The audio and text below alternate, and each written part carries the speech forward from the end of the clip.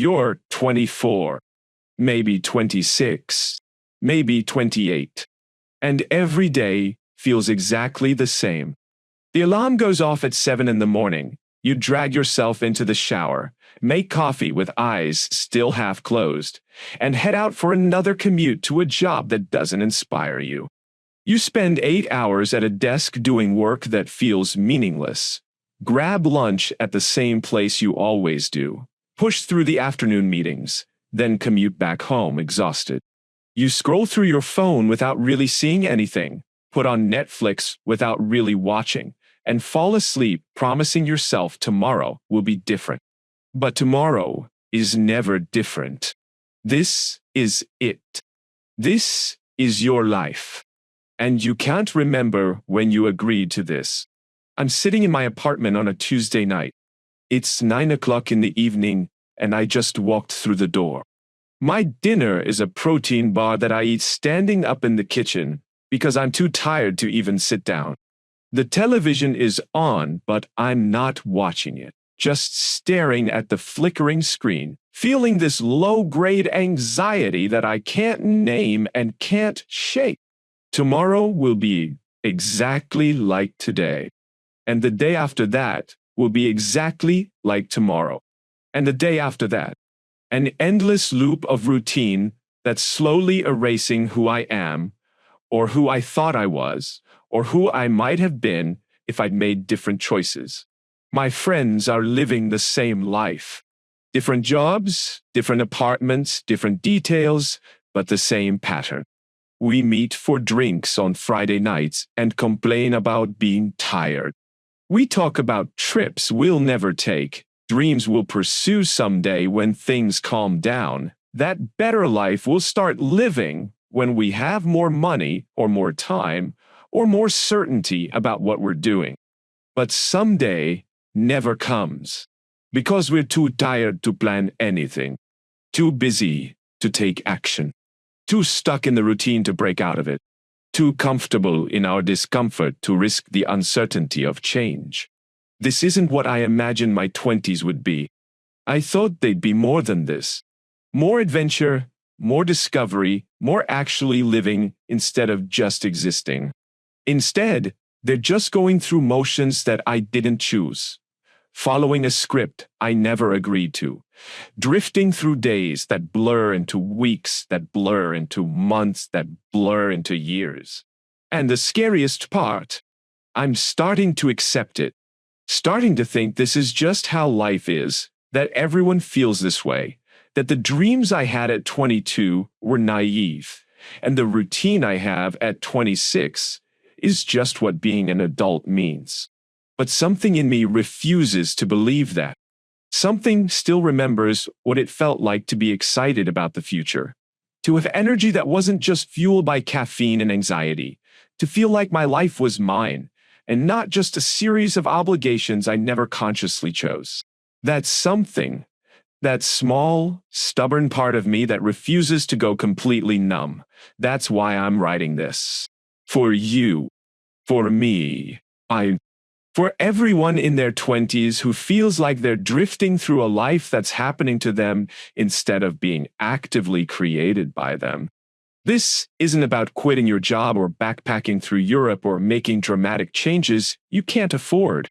This is about waking up from the trance of routine, about recognizing that the comfortable patterns you've fallen into have become your cage, about understanding that drifting is a choice, even when it doesn't feel like one, even when it feels like the only option. Your 20s are not a waiting room where you kill time until your real life starts. They're not a rehearsal for some future version of yourself that will magically appear when you're 30 or 35 or 40. This is it. This is your actual life. Right now. And if you don't actively choose how you spend it, if you just let the routine carry you from day to day, you'll wake up at 30 wondering where the entire decade went and who you became in the process. So let's talk about how to stop drifting, how to break the routine without breaking your life, how to reclaim your 20s before they slip away completely. How to start living intentionally instead of just existing comfortably. Let's begin.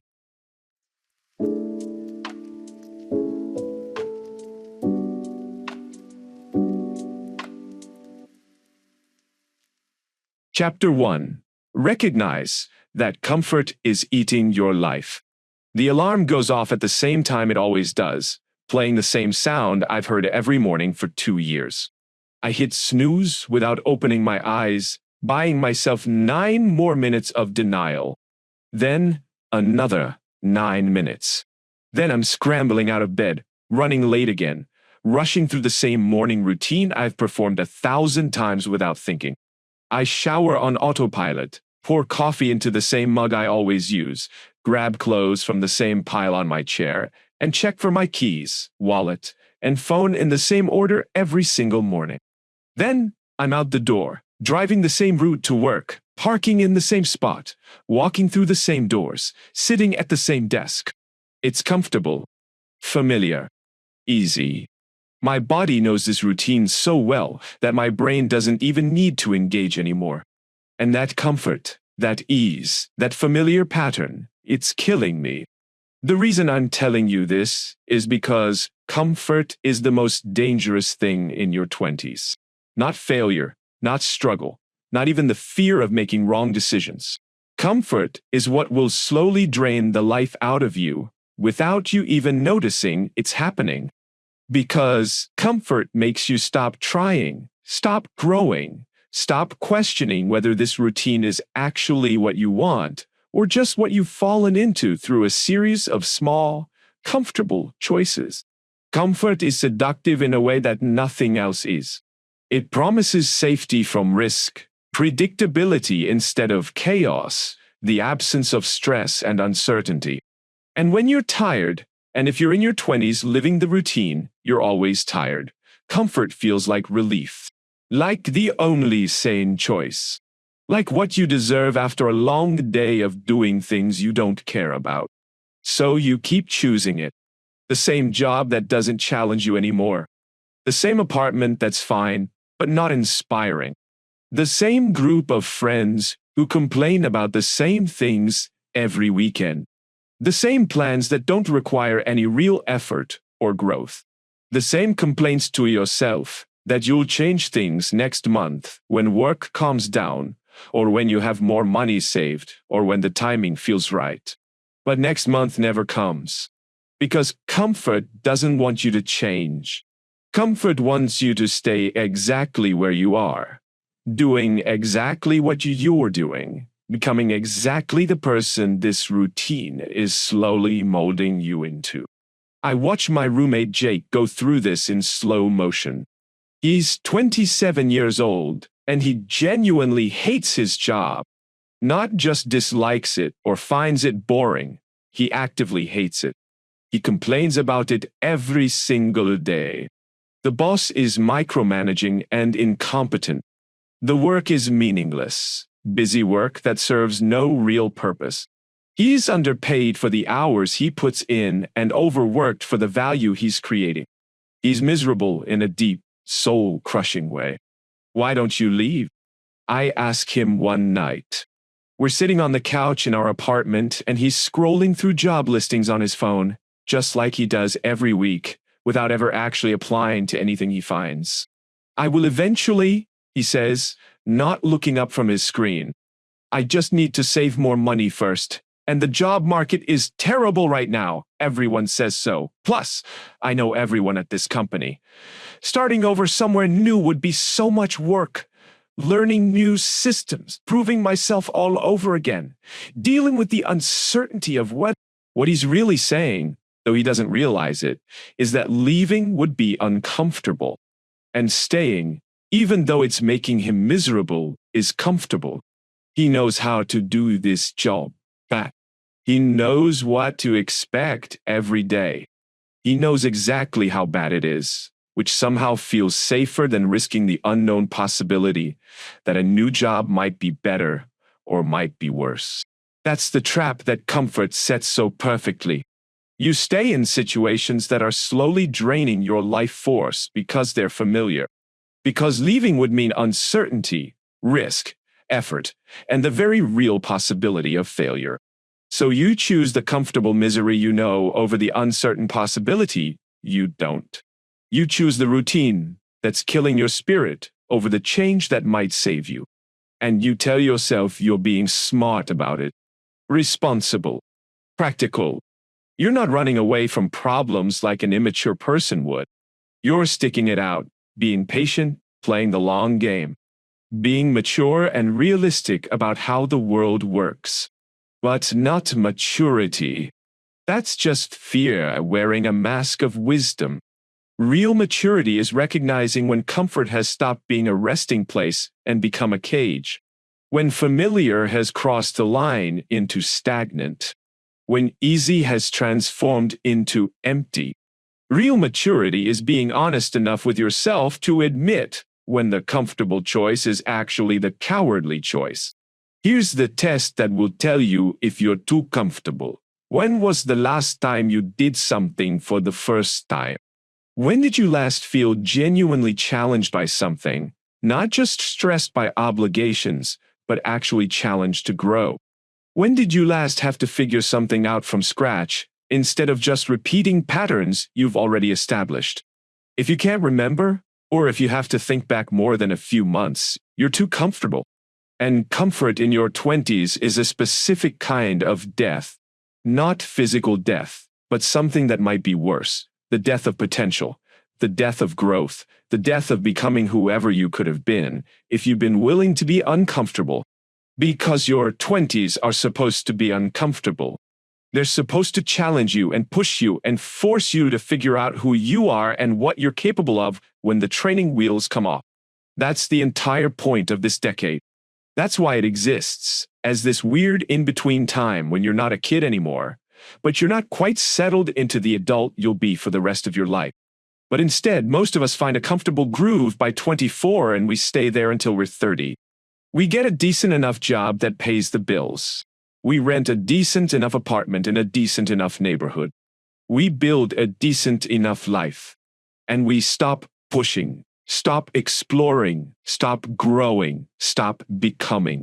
We tell ourselves we're building stability, creating a foundation, being responsible adults. But we're not building anything. We're just maintaining. We're trading our potential for predictability. We're exchanging our growth for the comfort of knowing exactly what tomorrow will look like. And the worst part? We don't even realize it's happening. Because it happens so gradually, so naturally, so comfortably. One comfortable choice at a time. One day, that's exactly like yesterday. 1 week, that's a carbon copy of last week. Until suddenly you're 28 and you can't remember the last time you felt genuinely excited about anything. The last time you surprised yourself. The last time you felt like you were actually living instead of just existing. That's where I am right now. 26 years old, with a comfortable job, a comfortable apartment, a comfortable life. And I'm so deeply, profoundly bored that I can barely stay awake through my own existence. I'm not suffering in any dramatic way. I'm not struggling to survive. I'm just fading, like a photograph that's been left in the sun too long.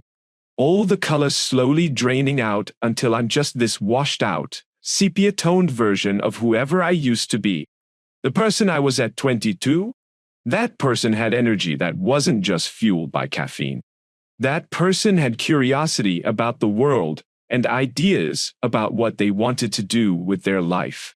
That person stayed up late, having conversations that felt important. That person read books and tried new things and failed at things and learned from the failures.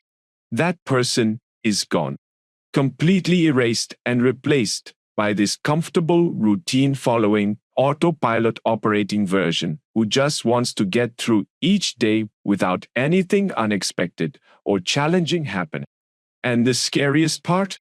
I barely noticed the transition. It happened so gradually that I didn't see it coming. One comfortable choice at a time.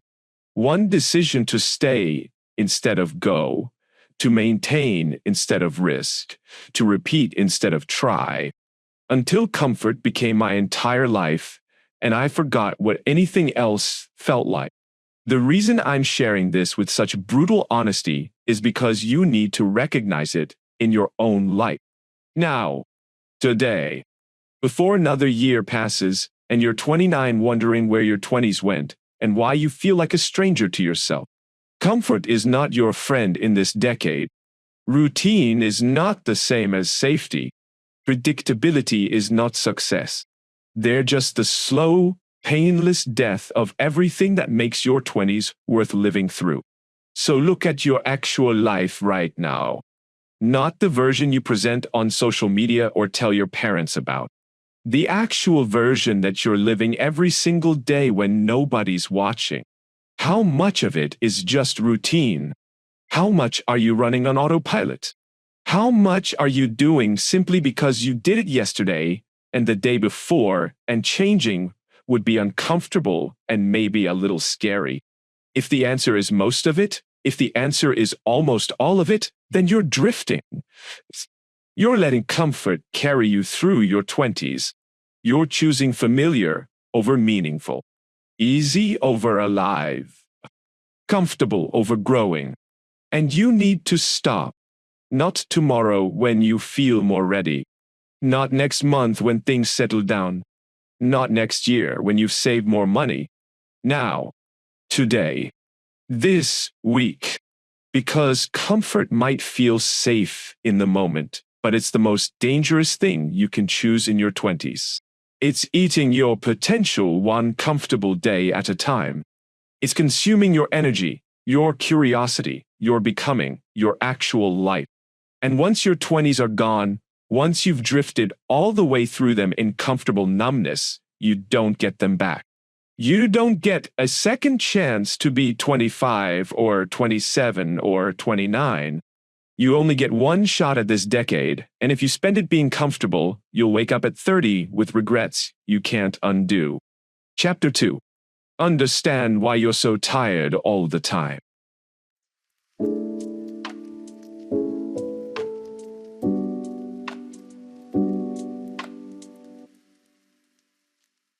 Chapter 2.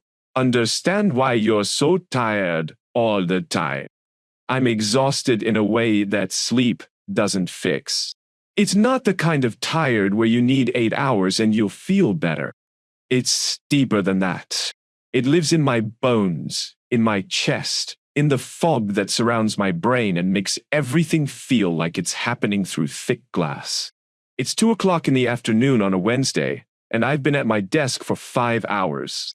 I've answered emails and attended meetings and completed tasks from my to-do list.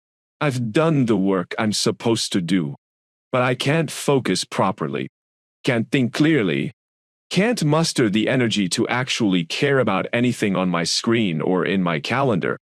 I'm not alone in this. Everyone around me is moving through the day like zombies. We're all chugging coffee like it's life support. We're all counting down the hours until we can leave. We're all fantasizing about the weekend like it will somehow save us.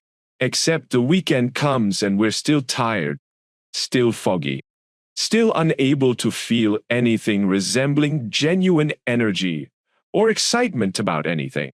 The reason I'm telling you this is because you need to understand something fundamental. You're not tired because you're working too hard. You're tired because you're living without purpose. The exhaustion you feel, that bone-deep fatigue that sleep doesn't fix and coffee doesn't touch, that's not physical tiredness. That's soul tiredness.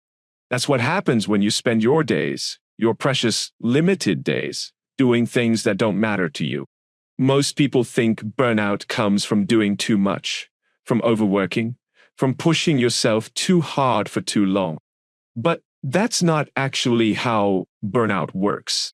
Burnout comes from doing too much of the wrong things, from spending your energy on tasks and obligations and responsibilities that drain you instead of fill you, from using up your life force on things that don't align with who you are or what you actually care about. I watch my friend Sarah navigate this every single day. She's 25 years old, and she's working 2 jobs just to make ends meet in this expensive city. She works as a barista from 6 in the morning until noon. Then she freelances as a graphic designer from her apartment until late at night. She's putting in 60-hour weeks, sometimes more. By any reasonable calculation, she should be completely exhausted. She should be even more tired than I am. But she's not. She's actually alive in a way I haven't felt in years. She's energized, engaged, passionate about what she's creating. Because the design work? That matters to her. That's hers. That's what she actually wants to be doing with her life. So even though she's working twice as many hours as me, she has twice my energy, twice my enthusiasm, twice my sense of being actually present in her own life. Meanwhile, I'm working my comfortable 40-hour week at a job I don't care about. And I'm so tired I can barely make it through a full day without wanting to lay my head on my desk and give up. Because every hour I spend doing work that doesn't matter to me is an hour of my actual life I'm never getting back. And my body knows it. My soul knows it. They're exhausted from the constant effort of pretending this matters, pretending I care, pretending this is what I want to be doing. That's what's actually killing you. Not the number of hours you're working, but the meaninglessness of those hours. The feeling that you're spending your days on autopilot, performing tasks that don't connect to anything you actually value or care about or want to contribute to the world. You wake up tired because you're already dreading another day of going through empty motions. You go to bed tired because you spent the entire day performing a life instead of living one. You're tired on weekends because the exhaustion isn't physical, it's existential, and no amount of rest can fix the fundamental emptiness of how you're spending your time. And coffee can't fix that. Extra sleep can't fix that. Vacation can't fix that, no matter how much you fantasize about it. Because the problem isn't that you need physical rest. The problem is that you need a reason to be awake. You need purpose. You need to feel like your days matter in some way beyond just getting through them. But here's where it gets complicated and messy. You can't just quit your job and follow your passion. That's not realistic for most people in their 20s.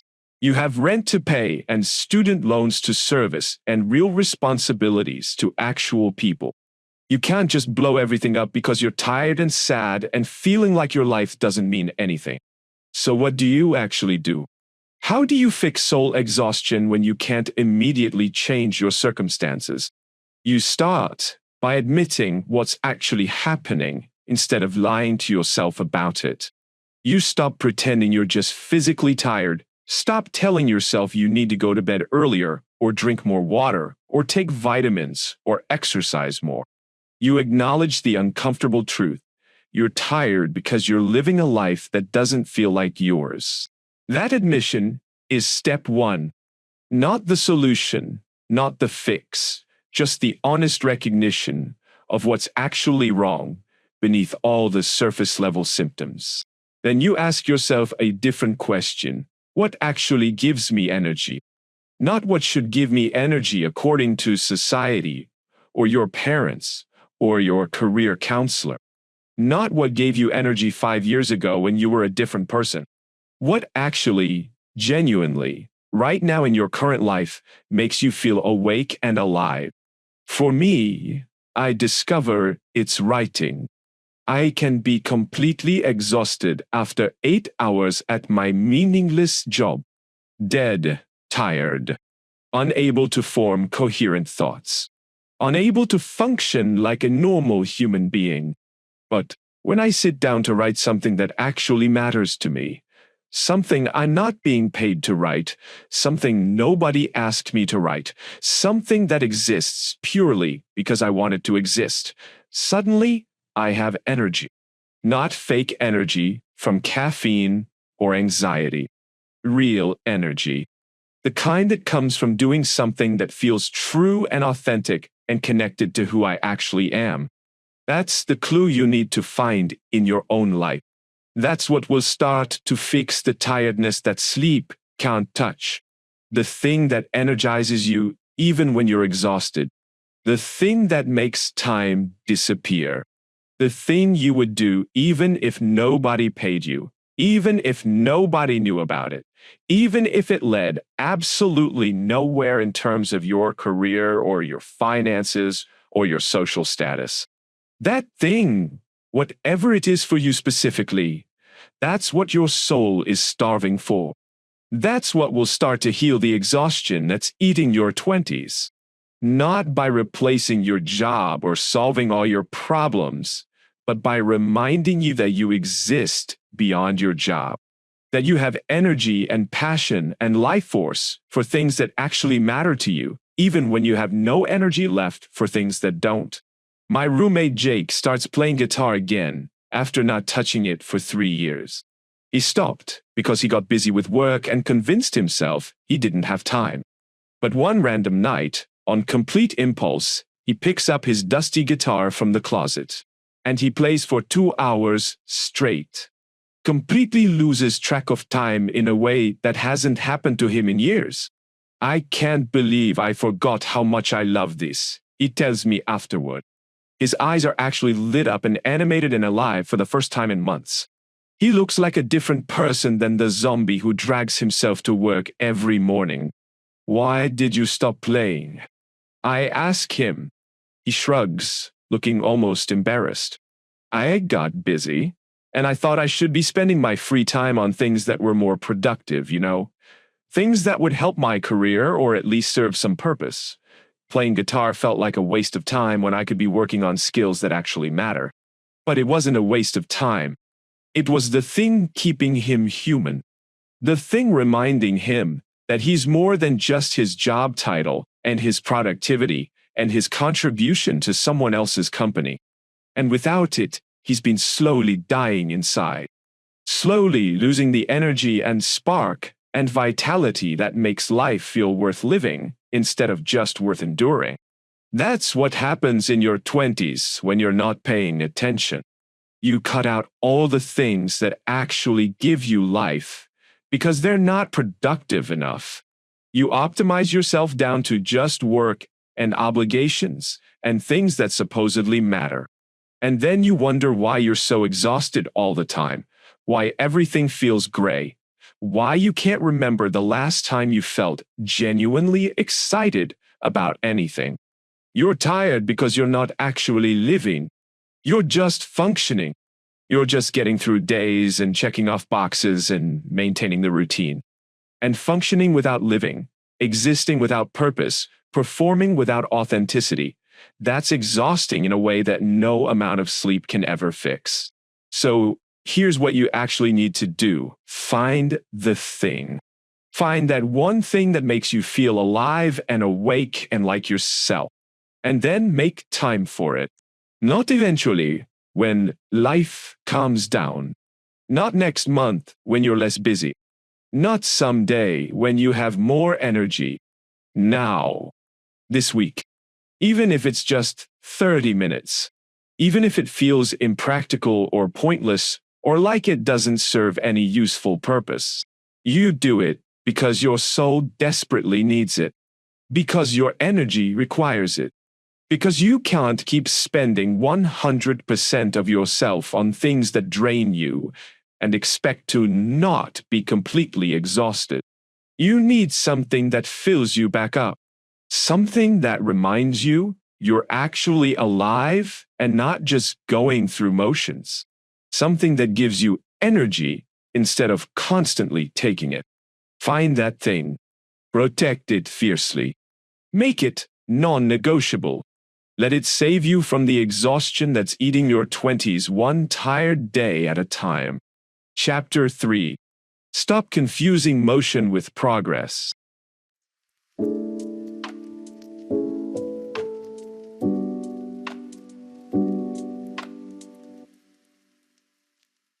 Chapter 3. Stop confusing motion with progress. I'm busy. Incredibly busy. My calendar is completely packed with back-to-back meetings and projects and deadlines and social obligations and errands and workouts and commitments I can barely remember agreeing to. Every hour of every day is accounted for. Every moment is scheduled. I'm in constant motion from the second I wake up until I collapse into bed at night. I'm always doing something. Always productive according to conventional measures. Always checking things off my endless lists of things that supposedly need to be done. And despite all of this motion, all of this activity, all of this busyness, I'm going absolutely nowhere. It's Friday night, and I'm sitting on my couch, exhausted from another frantically busy week. My friend Alex comes over and asks me what I actually accomplished this week. Not just what I did, but what I accomplished. What progress I made toward anything that actually matters to me. What I'm working toward. Well, what all this activity is actually building. I open my mouth to answer and realize with uncomfortable clarity that I have absolutely nothing to say. I was busy, incredibly busy, stressed and overwhelmed and constantly rushing. But I didn't actually progress toward anything. I did 1,000 different things, and none of them moved me anywhere I actually want to go. None of them built toward any life I actually want to be living. The reason I'm telling you this is because motion is not the same thing as progress. Being busy is not the same as moving forward. And in your 20s, it's dangerously easy to confuse the two. To mistake constant activity for actual growth. To convince yourself that if you're exhausted and overwhelmed, you must be accomplishing something important. But that's a lie we tell ourselves. You can be incredibly busy and make exactly zero progress toward anything that actually matters to you. You can fill every single hour with activity and still drift through your entire 20s without ever moving toward any destination you actually chose for yourself. We're taught from a young age that busy equals successful, that more meetings means you're important, more projects means you're valuable, more obligations means you're needed, that if you're exhausted at the end of the day, you must have done something worthwhile, that stress and overwhelm are signs you're doing life right. But that's completely backward. You can be incredibly busy and incredibly stuck at the same time.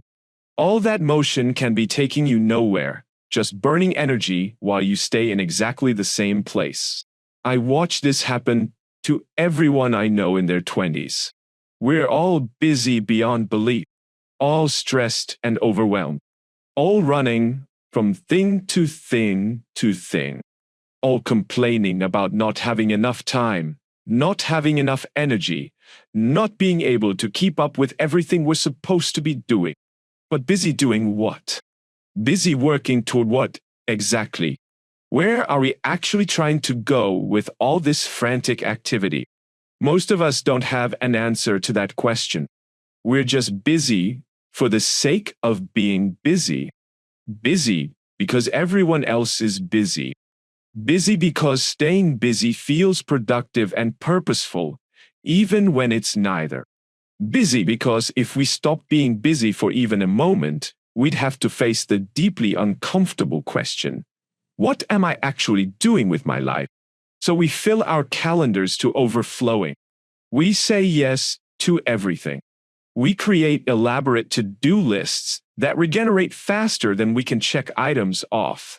We measure our days by how much we accomplished, how many meetings we attended, how many tasks we completed.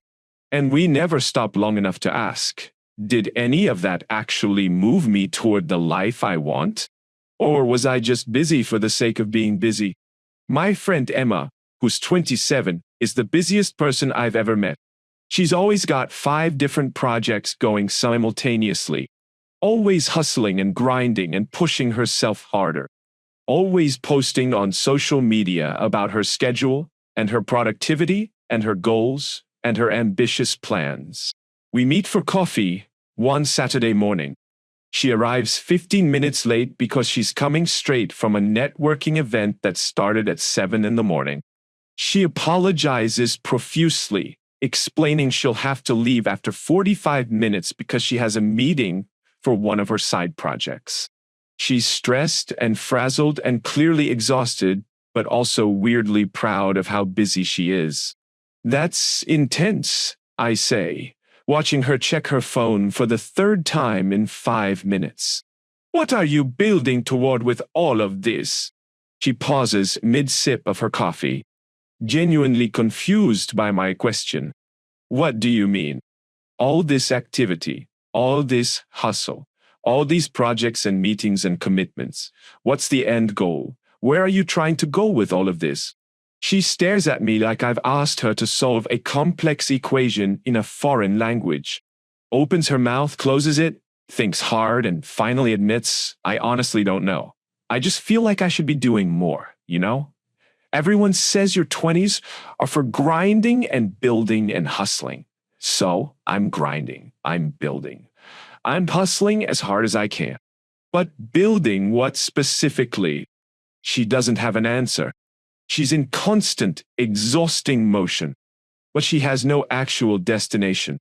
She's busy for the sake of feeling busy, productive for the sake of appearing productive, moving frantically without any clear direction, which means, despite all that activity, she's not actually moving forward at all. She's just spinning her wheels faster and faster while staying in exactly the same place. That's the trap so many of us fall into in our 20s. Motion without direction is just exhausting yourself while standing still, spinning your wheels harder and harder, creating the impressive illusion of progress while actually remaining completely stuck. Real progress requires something most people in their 20s don't have and don't take the time to develop. Genuine clarity about where they're actually trying to go. You cannot make progress toward a destination you haven't consciously chosen. You cannot move forward if you don't know what forward actually means for you, specifically. But choosing a destination feels terrifying and risky because it requires commitment to something specific. It requires admitting out loud what you actually want, which makes failure a real possibility. It requires saying no to some paths so you can say yes to others. It's much easier, much safer to just stay busy with whatever's in front of you, to keep moving without committing to any particular direction, to mistake activity for achievement. Here's the fundamental difference. Motion is simply doing whatever's in front of you without much thought.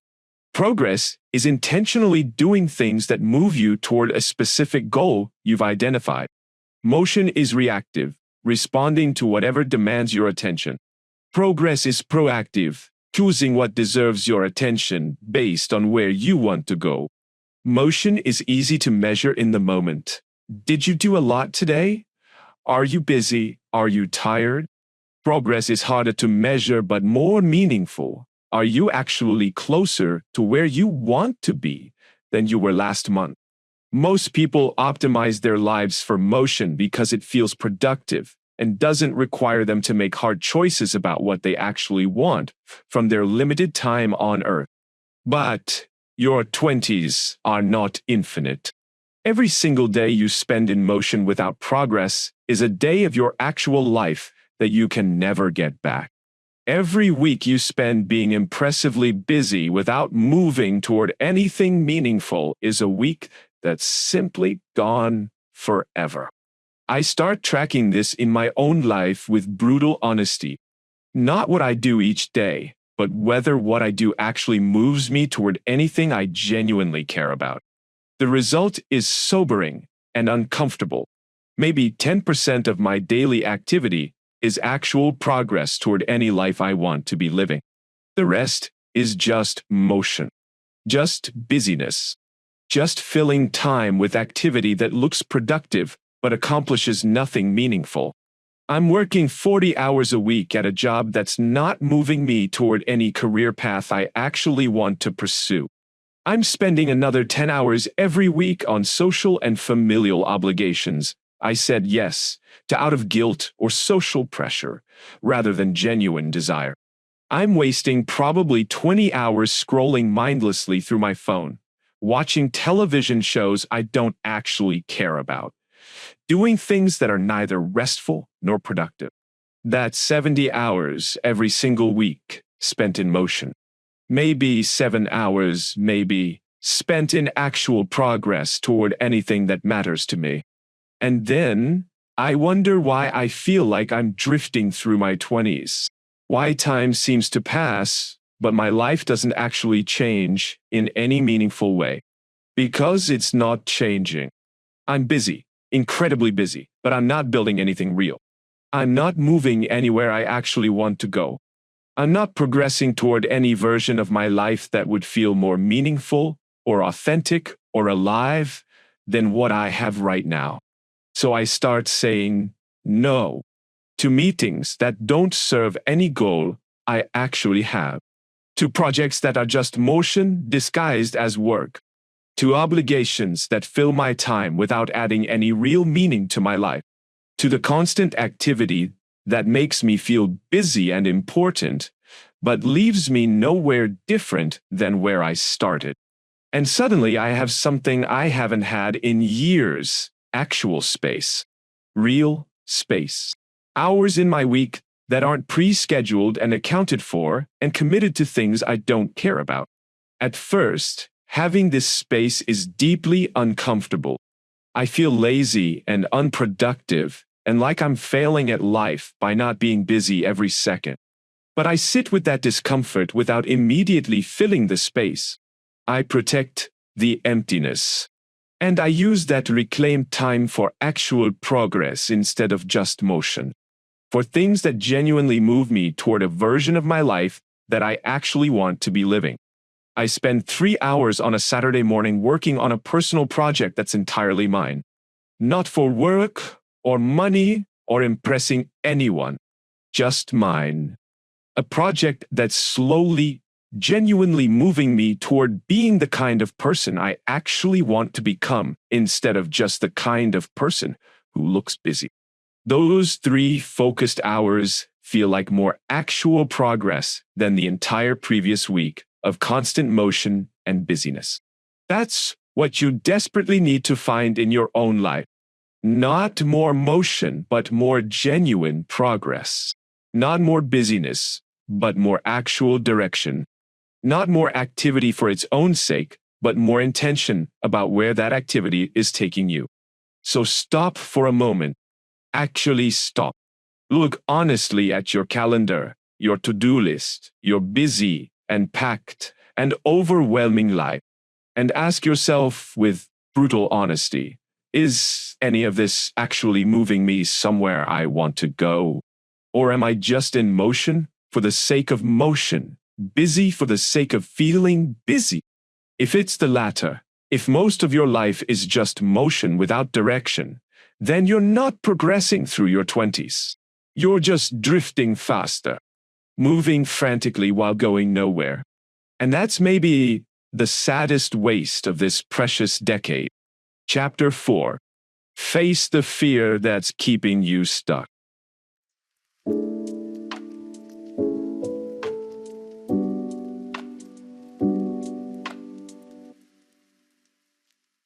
Chapter 4. Face the fear that's keeping you stuck. I'm sitting at my desk at 3 o'clock on a Tuesday afternoon. My inbox just dinged with an email about a job opening at a company I've been following for months. Better role, better company culture, better growth potential, better pay, ... Basically, everything I've been saying I want when I complain to my friends about my current situation. My cursor hovers over the apply button on their careers page. I've already got the posting open in a new tab. I'm reading through the requirements, and I meet most of them. This is exactly the kind of opportunity I've been waiting for. And I close the tab without applying. I tell myself I'll do it later when I have more time to perfect my resume and write a really strong cover letter. I tell myself I need to prepare better, research more, wait until I feel more ready. I tell myself the timing isn't quite right, that I should wait a few more months, that I need to be more certain before making a move like this. But none of that is why I closed the tab. I closed it because I'm terrified. And I don't want to admit that to myself, so I disguise the fear as practical concerns. The reason I'm telling you this with such uncomfortable honesty is because fear is what's actually keeping you stuck. Not your circumstances, not bad luck, not lack of opportunity or bad timing. Fear, until, pure, simple, often unacknowledged fear. And until you name it clearly, face it directly, and move through it anyway, you'll stay exactly where you are, no matter how much you claim you want things to be different. Most people in their 20s don't realize they're being controlled by fear, because the fear isn't obvious or dramatic. It's not screaming panic attacks or visible terror that makes your hands shake. It's subtle and quiet and incredibly skilled at disguising itself as practical concerns and reasonable caution. It sounds like rational thoughts. I should wait until I have more experience before applying to that role. I should save more money before making any big changes. I should be more prepared before taking that risk. I should wait until the timing is better, until I'm more certain, until I have a clearer plan. Should. All of it translating to the same thing underneath. I'm afraid, and I don't want to admit it. Afraid of failing spectacularly. Afraid of looking stupid in front of people whose opinions I care about. Afraid of disappointing my parents, or my partner, or myself. Afraid of making the wrong choice and regretting it forever. Afraid of starting something ambitious and not being able to finish it. Afraid of wanting something badly and not getting it. Afraid of trying my absolute hardest and discovering that my best isn't actually good enough. So we don't try. We stay where we are. We tell ourselves we're being smart and responsible and mature about our choices. We frame our fear as careful planning. We insist we're not rushing into anything, that we're being strategic and thoughtful and waiting for the right moment. But there is no right moment. There's just fear dressed up in professional clothing disguised as prudence and wisdom. And that fear is costing you your 20s, one cautious decision at a time. My friend Marcus, who's 26, has been talking about starting his own business for 3 solid years. He has a genuinely good idea. He has the skills and knowledge to execute it. He has some savings built up specifically for this purpose. He has everything he needs except one critical thing, the willingness to risk failure. I'll do it next year, he tells me every time the subject comes up. And he's been saying this same thing for 3 years running. I just need to be more prepared, more ready, more certain that it's actually going to work. I need a more detailed business plan. I need to save a bit more money. I need to feel more confident that I can actually pull this off. But certainty doesn't exist in the way he's imagining it. You cannot prepare your way to guaranteed success. You cannot eliminate risk through planning. You can only decide whether the potential reward is worth the very real risk. Whether the possibility of building something meaningful is worth the possibility of failing publicly. And Marcus won't make that decision, because making it means facing his deepest fear, that he'll try with everything he has and discover he's not actually capable of doing this thing he's been telling himself and everyone else he'll do someday. So someday never comes. 3 years pass without anything changing except his age. He's still at the same job he claims to hate, still talking about the business he'll start eventually, still waiting for his fear to somehow disappear before he takes action. But fear doesn't disappear on its own. You don't wait it out like bad weather. You don't wake up one morning magically feeling brave and ready and certain. You only reach a point where the cost of staying stuck becomes higher than the cost of risking failure, where the pain of inaction finally exceeds the pain of action. That's the shift that has to happen inside you. Not the elimination of fear, but a fundamental change in which fear you're more willing to live with. Here's what I've learned through painful experience. You're never going to feel completely ready for the things that matter. You're never going to feel totally certain that you'll succeed. You're never going to eliminate the fear of failure or embarrassment or disappointment. Those feelings don't go away just because you want them to or just because you've prepared enough.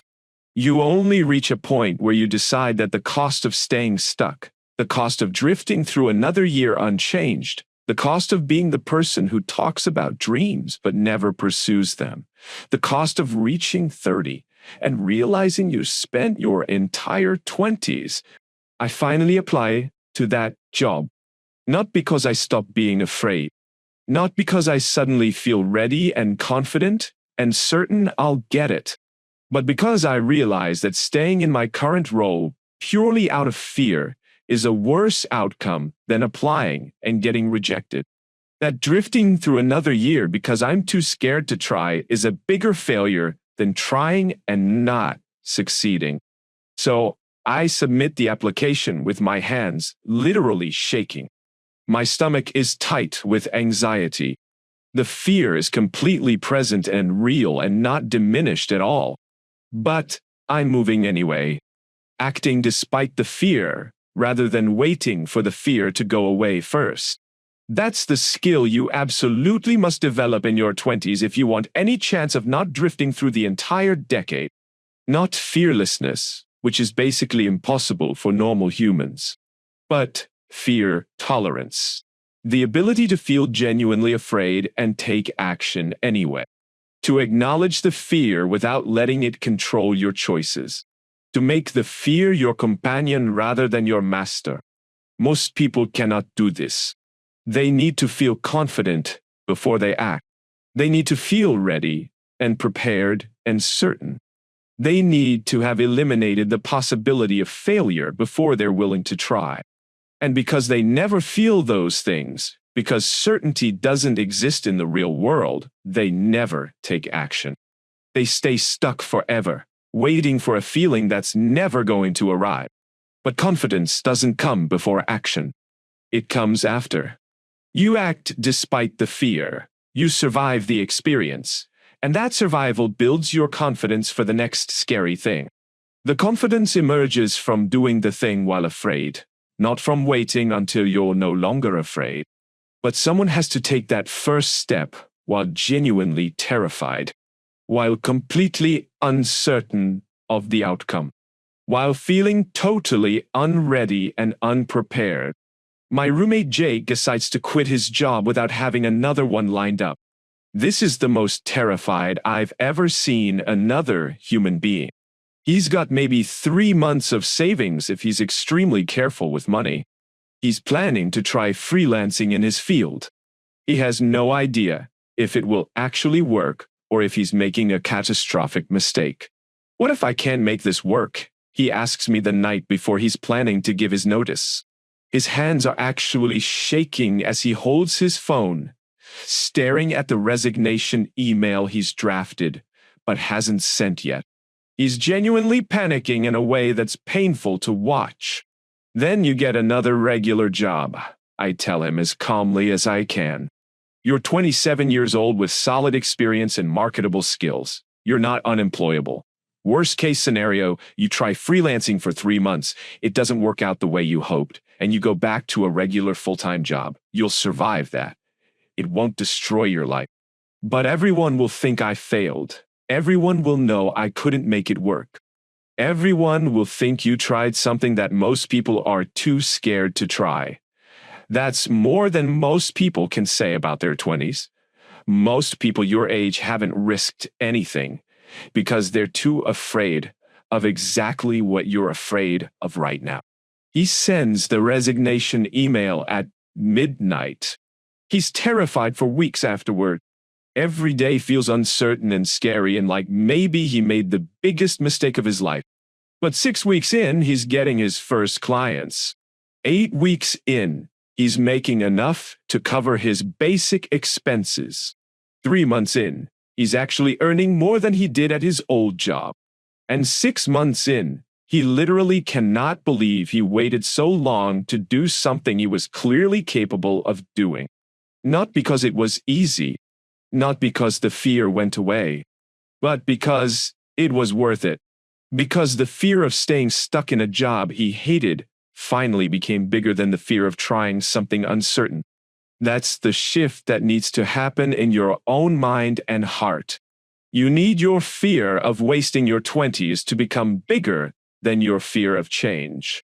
Your fear of drifting through this entire decade to become bigger than your fear of failure. Your fear of looking back with deep regret to become bigger than your fear of looking foolish in the present moment. Because here's the uncomfortable truth you need to accept.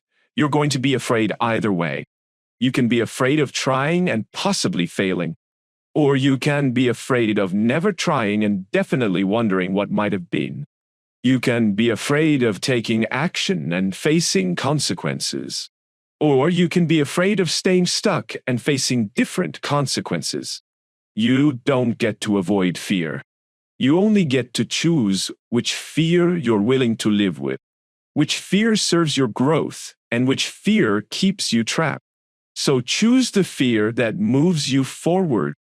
The fear that comes from trying instead of the fear that comes from staying stuck forever. The fear that comes from action instead of the fear that comes from inaction and regret. Feel the fear fully. Name it clearly. Go kill.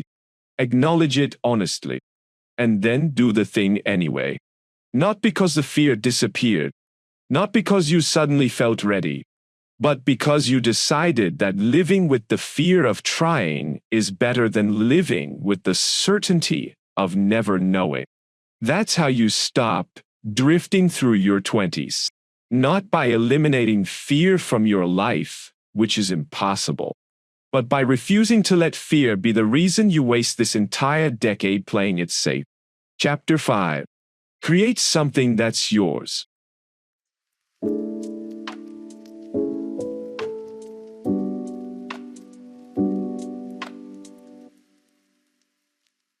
Chapter 5. Create something that's yours. I'm 25 years old, and I work 40 hours every week building someone else's dream, executing someone else's vision, contributing to someone else's success. Then I come home and spend my evenings watching other people's creativity on streaming services, consuming content that other people made. My weekends are spent scrolling through social media, taking in everyone else's photos and thoughts and carefully curated lives. I haven't created anything of my own in 3 years. Not a single thing. No art, no writing, no projects, no ideas brought from imagination into reality. I've spent 3 entire years in pure consumption mode, just taking things in constantly, never putting anything out into the world. And I feel empty in a way I can't quite explain. Like I'm disappearing from my own life. Like I'm becoming less of an actual person and more of a passive observer who watches life happen to other people. The reason I'm telling you this with such raw honesty is because you need to create something. Anything at all. Not for money or recognition or career advancement. Not to build a side hustle or a personal brand or an impressive portfolio. But because creation is fundamentally what makes you human, what reminds you that you exist beyond your consumption, what proves you're a participant in life rather than just an audience member. Most people in their 20s exist in pure consumption mode without even realizing it. We work jobs where we execute other people's visions and follow other people's instructions. We come home exhausted and consume entertainment that someone else imagined and produced. We scroll through social media consuming carefully edited snapshots of other people's lives. We take in constantly from morning until night. We never put anything out. And that fundamental imbalance is killing something essential inside us, making us feel like we're just empty vessels for other people's ideas and images and stories. Like we're living life as spectators in the bleachers instead of players on the field. Creation is the antidote to this hollowness. Not professional creation that needs to be monetized or optimized or turned into content. Just pure personal creation for its own sake. Making something that didn't exist before simply because you wanted it to exist. Bringing something from your imagination into physical reality. I watch my friend Sarah transform almost overnight when she starts painting again. She hasn't touched a paintbrush since high school, which was 8 years ago. She's been too busy with work and too tired after work and too focused on practical things like advancing her career and paying rent and being a responsible adult. But one Saturday afternoon, acting on complete impulse, she walks into an art supply store and buys some cheap paints and a basic canvas. She takes it back to her apartment and just starts painting without any plan or goal or vision of what it should look like. Just putting paint on canvas because something in her needed to do it. She paints for 3 hours straight and completely loses track of time in a way that hasn't happened to her since she was a teenager. When she finally stops, the painting is objectively terrible. She knows it, and I know it, and it doesn't matter at all. I forgot what this feels like, she tells me later, showing me her paint-covered hands with something like wonder in her voice. Her eyes are actually alive and bright for the first time in months. I completely forgot what it feels like to make something instead of just consuming things. To not just take in but actually put something out into the world, even if it's bad. That feeling she's describing, that sense of being a creator rather than just a consumer, that's what you're missing in your life right now. That's why you feel empty despite having all the things you're supposed to want. Because you're only taking in, never expressing. Only consuming, never creating. Only watching other people live, never fully living yourself. And humans fundamentally need to create. It's not optional, or just for artists, or only necessary for creative people. It's essential to feeling like a complete person who participates in life instead of just observing it from the sidelines. But we've convinced ourselves that creation is only valuable if it meets certain standards. If it's good enough to show people. If it's profitable, or marketable, or impressive. If it leads somewhere professionally. So we don't create anything at all because we can't create something that meets those impossibly high standards. That's the trap that keeps you stuck in consumption mode. You're waiting until you're good enough to create something worth creating. But you only become good through the process of creating while you're not good yet. You only develop skill through practice. And you only practice if you're willing to make things that are objectively bad. Most people cannot tolerate that discomfort. Cannot stand the feeling of being bad at something or creating something mediocre or making something that doesn't meet their own standards. So they create nothing at all. They stay stuck in consumption mode forever. And they wonder why they feel so empty and passive and like observers of their own lives. I decide to start writing. Not for publication, or an audience, or any external purpose. Just for myself. Just to have something in my life that's mine, that I'm creating rather than consuming, that exists because I made it exist. I write for 30 minutes every morning before work starts. What I write is genuinely terrible by any objective measure. It's meandering and self-indulgent, and has no structure or polish or purpose beyond getting thoughts from my head onto paper. I don't show it to anyone. I don't post it anywhere. I don't try to make it good or impressive or worth reading. I just write because the simple act of creating something, anything at all, makes me feel more human than I felt in years. More like an actual person with agency and ideas, rather than just a passive consumer of other people's content. Those 30 minutes become the most sacred part of my day. They're the only time where I'm not executing someone else's vision for my life, not consuming someone else's entertainment or content, not performing for anyone or trying to impress anyone. Just creating something from nothing because I want to, because I can, because it makes me feel alive. And it fundamentally changes how I feel about everything else in my life. Work is still work, still not particularly meaningful or fulfilling. But it's not my entire identity anymore. I'm not just my job title and my productivity. I'm also someone who writes, someone who creates, someone who makes things that didn't exist before. That identity, creator, not just consumer, that's what saves me from the feeling of drifting aimlessly. Because I'm actively making something, actively participating in my own life, rather than just letting it happen to me. Your thing doesn't have to be writing. It doesn't have to be painting, or art, or anything traditionally creative. It could be music or cooking or building furniture or coding personal projects.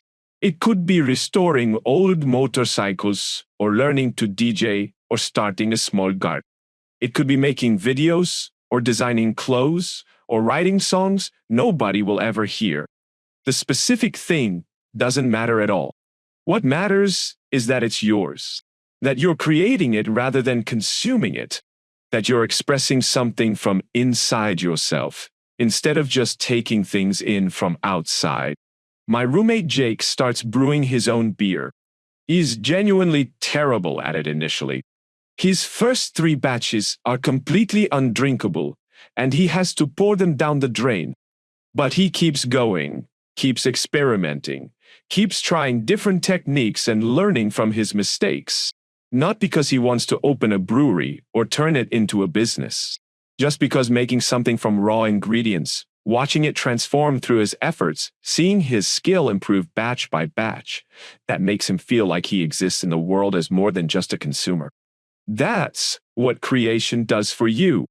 It proves you're capable of bringing things into existence, of taking an idea or vision and making it real through your own efforts, of improving through practice and failure, of having genuine agency in a life that often feels like it's just happening to you without your input. But you have to actually start. And starting means being willing to be bad at it, willing to make ugly art or write terrible prose, or build wobbly furniture, or create embarrassingly bad anything. Because bad creation is infinitely better than perfect consumption. Making something mediocre is better than making nothing at all. So pick something. Anything at all. The thing you used to do before adult responsibilities took over your life. The thing you've always wanted to try but felt too intimidated to start. The thing that calls to you in quiet moments when you're being honest with yourself about what you actually want. And start doing it. Badly and imperfectly, and without any goal except the doing itself. With no audience except yourself. With no purpose beyond remembering what it feels like to create instead of just consume. To make instead of just take. To participate instead of just observe. Give it an hour a week. Then maybe 2 hours. However much time you can carve out from your consumption and your obligations and your drifting. Time that's yours alone, devoted to making something that didn't exist before you decided to create it. Don't make it perfect. Don't make it impressive. Don't make it worthy of anyone's attention except your own. Just make it yours. Make it exist. Make it proof that you're more than a passive consumer drifting through your 20s. Because that proof, that tangible evidence that you can create, that you have ideas worth expressing, that you exist as more than just your job and your consumption, that's what will anchor you. That's what will remind you that you're alive and active and participating in your own life. Create something, anything, and let that act of creation save you from the emptiness of pure consumption.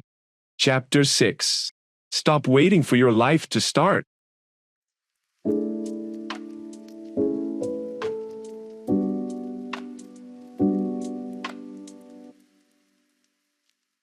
Chapter 6. Stop waiting for your life to start. I'm 27 years old, and I'm still waiting for my real life to begin. I'm waiting until I have more money saved so I can actually do the things I want to do. Waiting until I get a better job that I actually care about. Waiting until I move to a city I actually want to live in. Waiting until I meet the right person. Waiting until I figure out what I'm supposed to be doing with my life.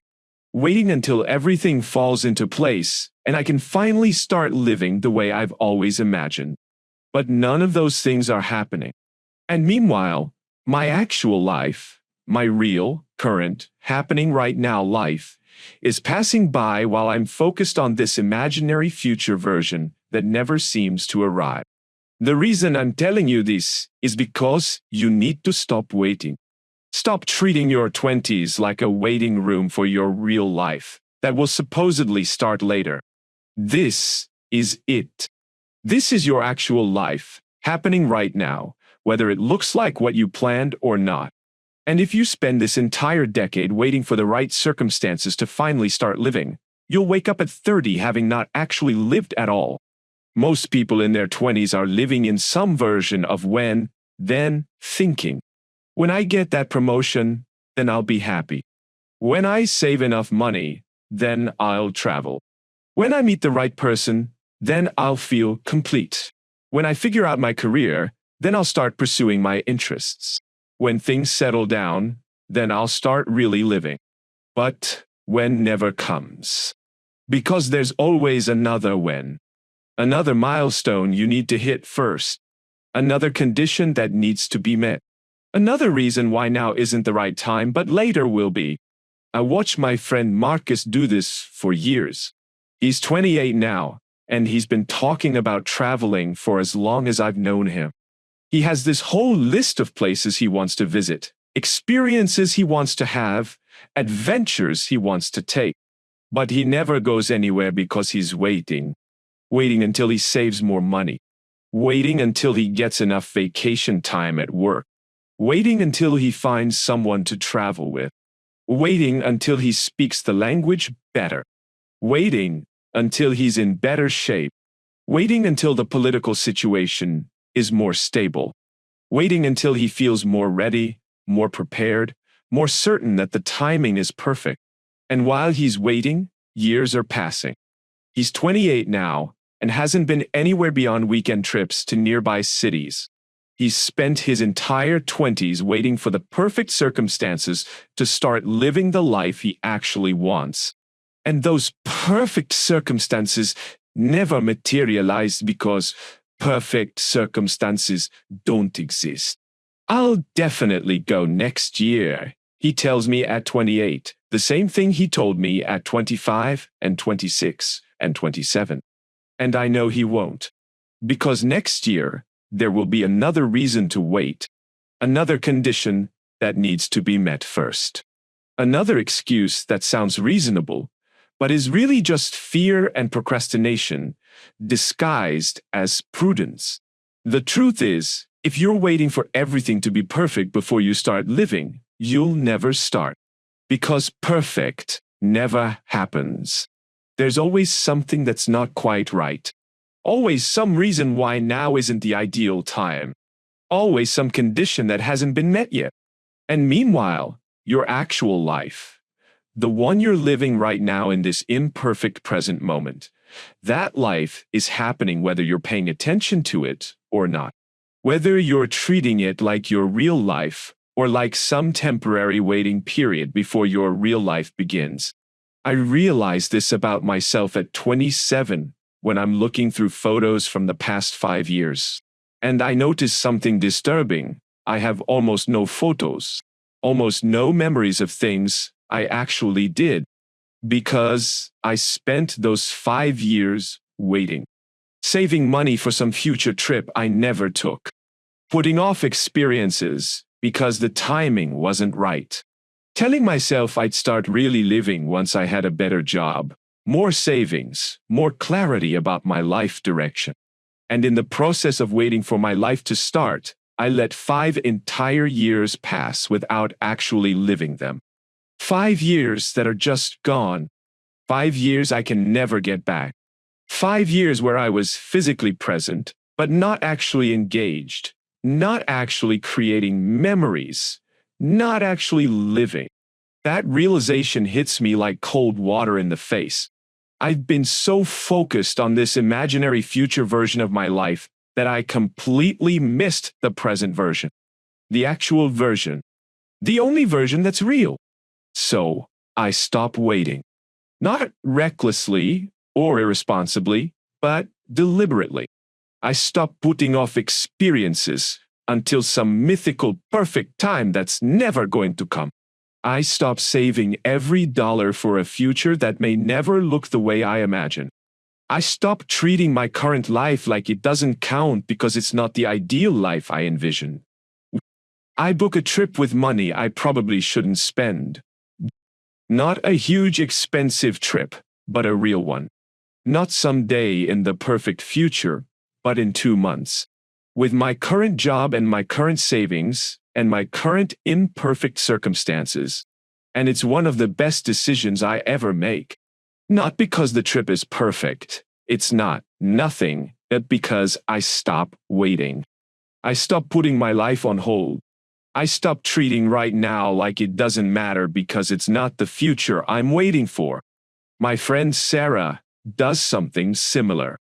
She's been putting off taking an art class because she's waiting until she has more time, more money, more space in her apartment, more certainty that she'll actually be good at it. She's been waiting for 3 years. Then she just signs up for a basic drawing class at the community center. 8 weeks, Tuesday evenings, $40 total. Not the perfect class in the perfect circumstances. Just a real class in her real current life that happens to be available right now. I'm tired of waiting for the perfect time, she tells me. There is no perfect time. There's just now, and I've already wasted 3 years putting this off for no good reason. That's the shift that has to happen in your thinking. You have to stop treating your current life like it's temporary, like it doesn't really count. Like you're just killing time until your real life finally starts at some undefined point in the future. This is your real life. Right now. Today. Why? With your current job and your current apartment and your current bank account and your current relationships and your current imperfect circumstances. This is it. This is what you have. And you can either live it fully right now, or you can waste it waiting for some imaginary better version that may never come. Your 20s are not a waiting room. They're not a practice round or a warm-up for the real game that starts later. They're the actual game. The actual life. And every day you spend waiting for it to start is a day of your actual life that's just gone. So stop waiting. Make the plan you've been putting off. Take the trip you've been postponing. Start the project you've been delaying. Have the conversation you've been avoiding. Try the thing you've been scared to try. Not when circumstances are perfect, because they never will be. Not when you feel completely ready, because you never will. Not when you have more money, or more time, or more certainty, because there will always be a reason to wait a little longer. Do it now. Do it now. In your current imperfect life. With your current limited resources. In your current uncertain circumstances. Because this is your life. The only one you get. And it's happening right now, whether you're ready for it or not. Stop waiting for your life to start. It already has. And if you don't start living it soon, you'll wake up at 30 realizing you missed your entire 20s because you were too busy waiting for them to begin. Chapter 7. Build habits that actually serve you.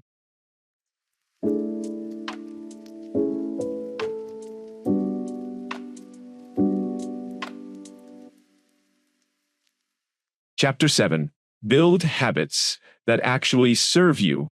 I wake up at 7 in the morning, and the first thing I do, before my eyes are even fully open, is reach for my phone. I scroll through social media while still lying in bed, filling my barely conscious brain with other people's curated highlights and manufactured outrage. Then I rush through getting ready because I've wasted 20 minutes scrolling. I skip breakfast or eat something terrible while standing. I sit in traffic, feeling anxious and behind before my day even starts. This is my morning routine. Every single morning. And it's destroying me slowly, one day at a time. The reason I'm telling you this is because your habits are either building the life you want or building the life you're drifting into by default. And most people in their 20s have habits that serve no one, that drain rather than energize, that keep them stuck rather than moving them forward. Your habits are not neutral. They're not just things you do. They're actively shaping who you're becoming, whether you're paying attention to that process or not. I spend about 2 hours every day scrolling through social media. Not intentionally, not because I decided that's a good use of my limited time on Earth, but by default. A few minutes here, 10 minutes there, scrolling mindlessly while waiting for something, or avoiding something, or just filling empty moments. 2 hours a day, 14 hours a week, 728 hours a year. That's 30 full days every single year that I spend scrolling through content that doesn't matter to me, created by people I don't know, about things I don't care about. 30 days. An entire month. Just gone. Every year. Vanished into a habit I didn't choose and don't even enjoy. When I actually calculate this, when I see the numbers laid out clearly, I feel physically sick. Because that time is gone. I can't get it back. And I spent it on nothing. Literally nothing that added value to my life or moved me toward any version of myself I actually want to become. But here's what's even worse. That's just one habit. One default pattern I've fallen into. I have dozens of others that are equally destructive, equally mindless, equally contrary to the life I claim I want to be living. I stay up too late, watching shows I don't even like because I'm too tired to make the simple decision to go to bed. I eat food that makes me feel terrible because it's convenient and I'm too mentally exhausted to do better. I skip exercise even though I always feel better when I do it. I say yes to obligations I don't want because saying no feels uncomfortable in the moment. Every single one of these habits is actively working against me. Building a version of my life that I don't want. Creating a version of myself that I don't recognize and don't like. And the terrifying part, I'm not even aware of most of them. They're so automatic, so default, so woven into the fabric of my daily life that I don't even see them as choices anymore. They're just what I do. Just how things are. Just the routine I've fallen into without ever consciously deciding any of it. My friend Jake starts tracking his actual habits for 1 week. Not what he thinks he does or what he intends to do, but what he actually does with his time and energy every single day. He writes down every habit, every pattern, every default behavior he engages in without thinking about it. The results are brutal. He discovers he's spending 3 hours a day gaming, but telling himself he doesn't have time to work on his side project. He's sleeping 6 hours a night but wondering why he's always exhausted. He's eating fast food 4 times a week, but confused about why he feels terrible physically. He's spending money on subscriptions he doesn't use, but claiming he can't afford to save for things he actually wants. I'm basically working against myself with every habit I have, he tells me, looking genuinely shaken by what he discovered. No wonder I feel like I'm drifting. I am drifting. Every single day, all day, through habits that keep me stuck exactly where I am. That's what you need to see clearly about your own life. Your habits are not random. They're not neutral. They're either moving you toward the person you want to become or keeping you trapped as the person you've been defaulting into. And most people's habits are keeping them trapped because most habits aren't chosen consciously.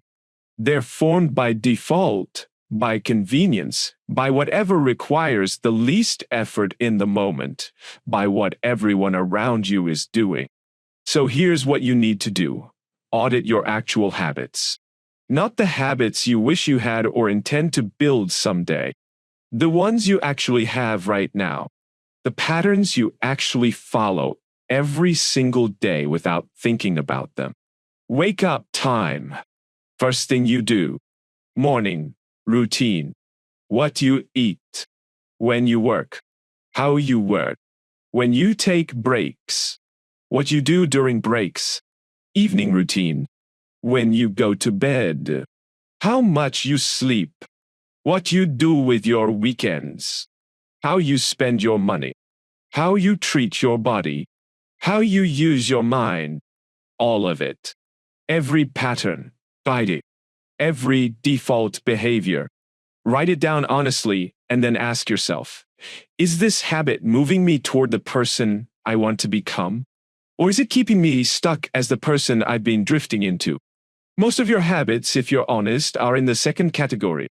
They're default patterns that serve no one, that you fell into without choosing them, that are actively working against the life you claim you want. So you need to change them. Not all at once, which never works. One at a time. Starting with the one habit that's doing the most damage. For me, it's the phone first thing in the morning. That habit is poisoning my entire day before it even starts.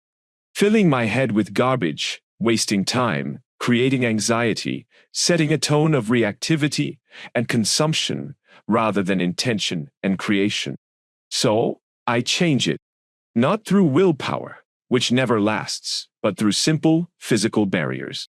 I move my phone out of my bedroom entirely. I buy an actual alarm clock. I make it physically impossible to default into my old pattern. The first morning is uncomfortable. I wake up and my hand automatically reaches for my phone and finds nothing. It's disorienting. My brain doesn't know what to do without that immediate hit of stimulation. But I sit with the discomfort. I let the first few minutes of my day be quiet, boring, even. And something unexpected happens. My actual thoughts start to emerge. Ideas I want to explore. Things I want to create. Energy for the day that isn't immediately drained by other people's problems and drama. That one change, one single habit shift, makes my entire day different. I'm calmer, more focused, more like myself. And it's not because I suddenly became a different person. It's because I stopped starting every day with a habit that actively worked against me. You need to identify that one keystone habit in your own life. The one pattern that if you changed it would cascade into other positive changes. The one default behavior that's doing the most damage to your days and your energy and your sense of moving forward rather than drifting. And you need to change it. Not someday when you feel more motivated.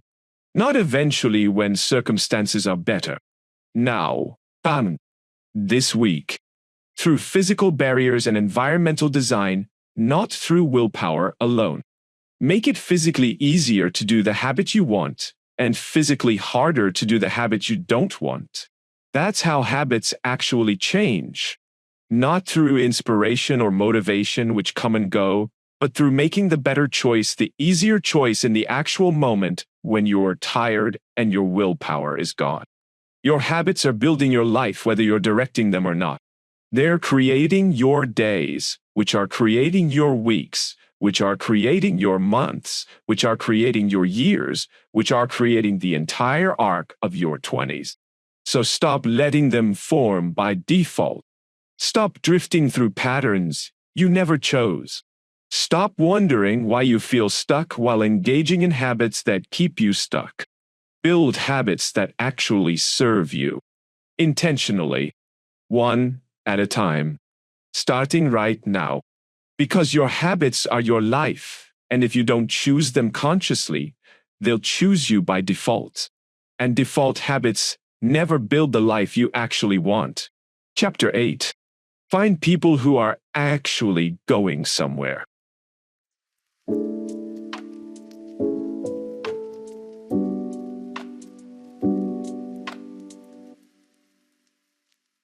Chapter 8. Find people who are actually going somewhere. I'm sitting at a bar on Friday night with the same group of friends I've been hanging out with since college. We're having the same conversation we have every Friday night. Complaining about our jobs. Complaining about being tired. Complaining about not having enough money. Complaining about our lives without doing anything to change them. Someone suggests we should all quit and travel the world. Everyone agrees enthusiastically while ordering another round. Someone else says we should start a business together. More enthusiastic agreement, no actual follow-through. We fantasize about different lives while doing nothing to build them. This is what we do every week. Talk about change without changing. Dream about different lives without making different choices. Support each other's complaints without challenging each other's excuses. And I suddenly realize I'm in a group of people who are going nowhere. And by staying with them, I'm going nowhere too. The reason I'm telling you this is because the people you spend time with are either pulling you forward or holding you back. And most people in their 20s surround themselves with other people who are drifting, who complain without acting, who dream without building. And then they wonder why they can't seem to break out of their own patterns. You cannot grow past the level of the people you spend the most time with. You cannot build a life that's different from theirs while keeping them as your primary social circle. You will default to their standards, their energy, their choices, their trajectory. Not because they're bad people, not because they don't care about you, but because humans are fundamentally social creatures who conform to the norms of their group. And if your group's norm is drifting, you will drift with them no matter how much you tell yourself you're different. I watched this happen to my roommate Jake over the course of 2 years. When I first meet him at 25, he's energetic and ambitious. He has goals and plans and this infectious enthusiasm about building something meaningful with his life. He's working on side projects, reading constantly, pushing himself to grow. Then he starts hanging out with this particular group of guys from his gym. They're nice enough people, fun to be around, easy to spend time with. But they're also completely comfortable with mediocrity. They work jobs they don't care about, spend their money on things that don't matter, and fill their free time with activities that go nowhere. And slowly, almost imperceptibly, Jake starts to become like them. He stops working on his side projects because they make fun of him for being too serious. He stops reading because they think it's pretentious. He stops pushing himself because they frame ambition as try-hard behavior that's embarrassing. Within a year, he's indistinguishable from them. Same complaints about being tired. Same weekend routine of drinking and watching sports. Same resignation to lives they're not happy with, but won't actively change. He didn't make a conscious decision to give up on his goals. He just slowly conformed to the standards of the people he spent the most time with. He drifted down to their level because that's what humans do. We match the energy and standards and choices of our social group whether we intend to or not. That's why you need to be incredibly intentional about who you spend time with in your 20s. Not in a calculated networking for advantage way, but in an honest recognition that your friends are either helping you become who you want to be or making it harder to become that person. Most people are too afraid to admit this. They stay in friendships that no longer serve them out of loyalty or guilt or fear of being alone. They maintain relationships with people who drain their energy and reinforce their worst patterns because ending friendships feels cruel. But here's what's actually cruel: spending your entire 20s surrounded by people who keep you stuck, who normalize drifting, who make fun of your ambitions, who pull you back to their level every time you try to rise above it. You need to find people who are actually going somewhere. Not people who are perfect or have everything figured out, but people who are actively building something, who are making different choices, who have energy for growth rather than just complaints about stagnation. I start deliberately seeking out these people, not by abandoning my old friends, but by adding new ones. People who are building businesses, even if those businesses might fail. People who are creating things, even if those things aren't impressive yet. People who are challenging themselves, making uncomfortable choices, refusing to settle for comfortable mediocrity. And being around them changes me immediately. Not because they tell me what to do or judge my choices, but because their standards are higher. Their normal is different. Their default setting is action rather than complaint, building rather than consuming, growing rather than stagnating. When I spend time with them, I naturally rise to their level. I work harder on my projects because that's just what we do.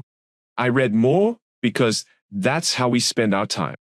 I take more risks because risk-taking is normalized in this group rather than mocked. My friend Sarah experiences this same shift when she starts going to a weekly meetup for people working on creative projects. Every Monday night, people bring their work, writing, art, music, whatever they're creating, and share it with the group for feedback. It's terrifying every single time, she tells me after her third session. But it's also the only place where creating things is normal, where everyone expects you to be working on something, where not having a project feels stranger than having one. Within 2 months of joining this group, she's completed more creative work than she did in the previous 2 years. Not because they're pushing her or judging her, but because their standard, people create things, has become her standard too. That's the power of choosing your social environment intentionally. You become like the people you spend time with. So if you want to stop drifting, you need to spend less time with people who are drifting and more time with people who are moving forward. This doesn't mean you have to cut off all your old friends or become a social climber who only associates with successful people. It means you need to be honest about which relationships are helping you grow and which ones are keeping you stuck. Some friendships are built on shared misery. You bond over complaining, over being tired, over being stuck. And those friendships feel comfortable because misery loves company. But they're also incredibly hard to outgrow because leaving them means leaving the comfort of shared suffering. Other friendships are built on shared growth. You bond over trying new things, over challenging yourselves, over becoming better versions of yourselves. And those friendships push you forward because everyone's growth pulls everyone else up. You need more of the second kind and less of the first kind. Not in a cold, transactional way, but in an honest recognition that your time and energy are limited and you need to spend them with people who are going in the direction you want to go. I stopped going to the Friday night bar sessions with my college friends. Not dramatically or with some big announcement.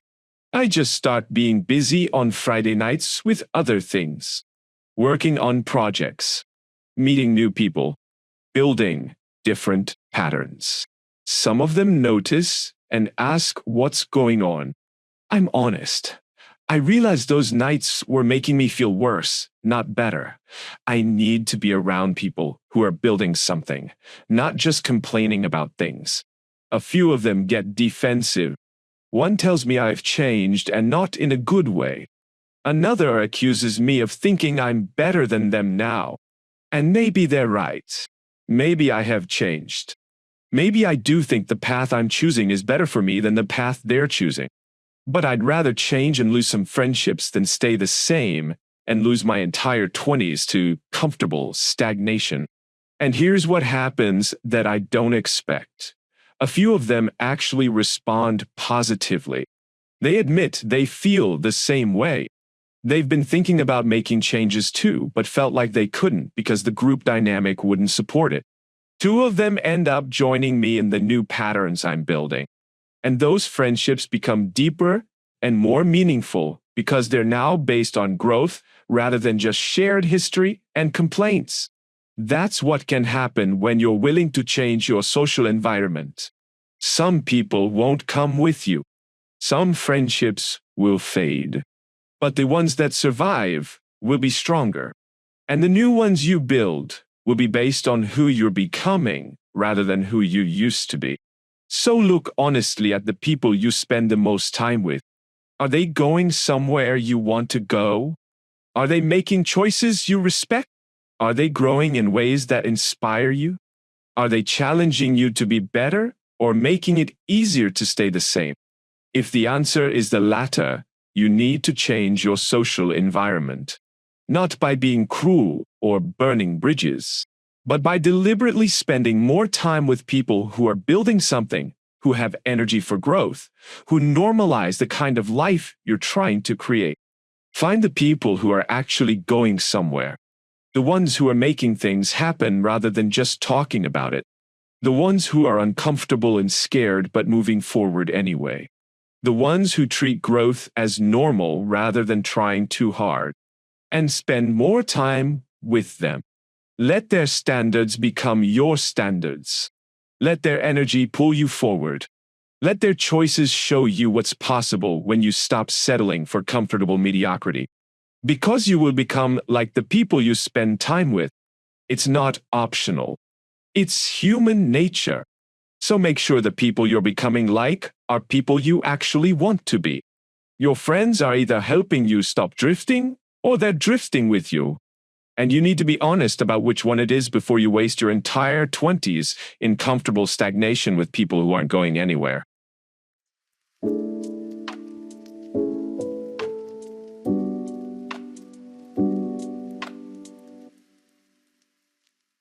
Chapter 8. Find people who are actually going somewhere. I'm sitting at a bar on Friday night with the same group of friends I've been hanging out with since college. We're having the same conversation we have every Friday night. Complaining about our jobs.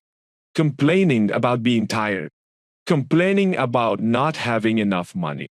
Complaining about our lives without doing anything to change them. Someone suggests we should all quit and travel the world. Everyone agrees enthusiastically while ordering another round. Someone else says we should start a business together. More enthusiastic agreement, no actual follow-through. We fantasize about different lives while doing nothing to build them. This is what we do every week. Talk about change without changing. Dream about different lives without making different choices. Support each other's complaints without challenging each other's excuses.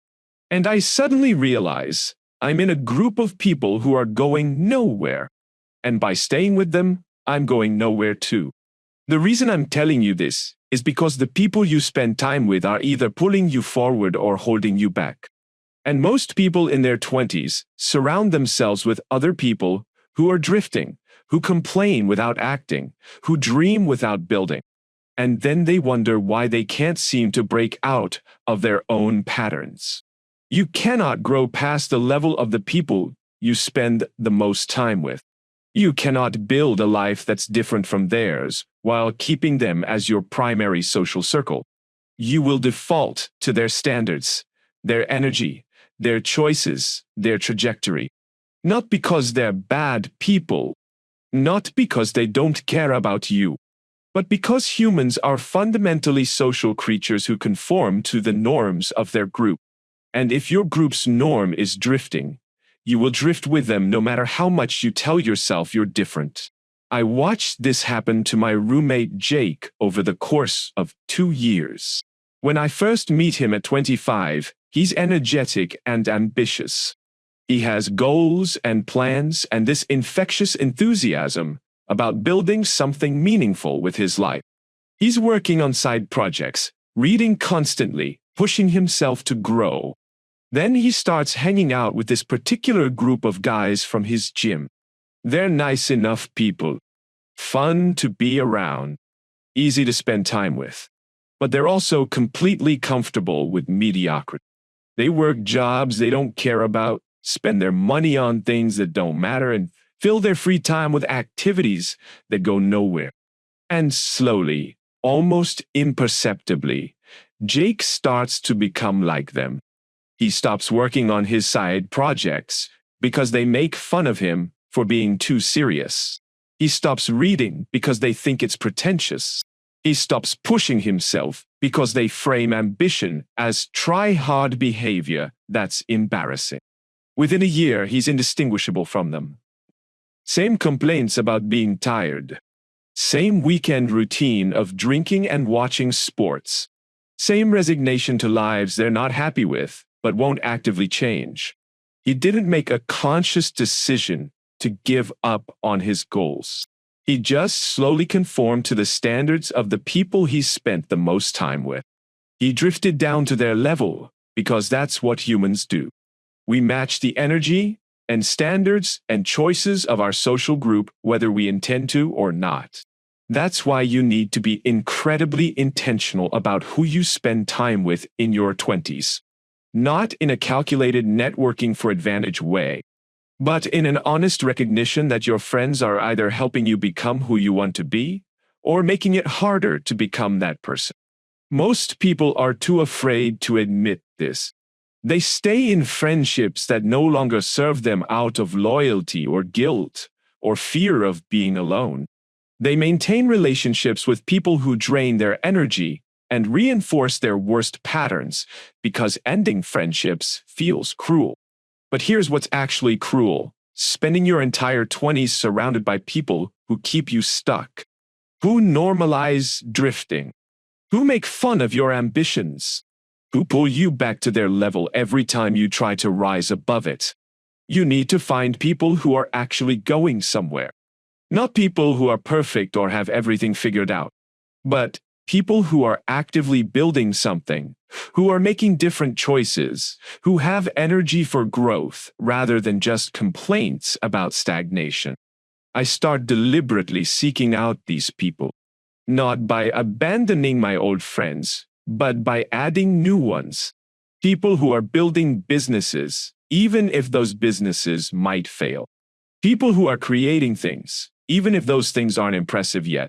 People who are challenging themselves, making uncomfortable choices, refusing to settle for comfortable mediocrity. And being around them changes me immediately. Not because they tell me what to do or judge my choices, but because their standards are higher. Their normal is different.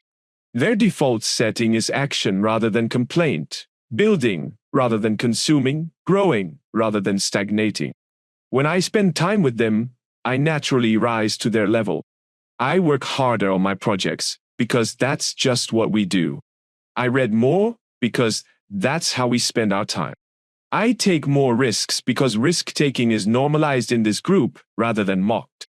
My friend Sarah experiences this same shift when she starts going to a weekly meetup for people working on creative projects. Every Monday night, people bring their work, writing, art, music, whatever they're creating, and share it with the group for feedback. It's terrifying every single time, she tells me after her third session. But it's also the only place where creating things is normal, where everyone expects you to be working on something, where not having a project feels stranger than having one. Within 2 months of joining this group, she's completed more creative work than she did in the previous 2 years.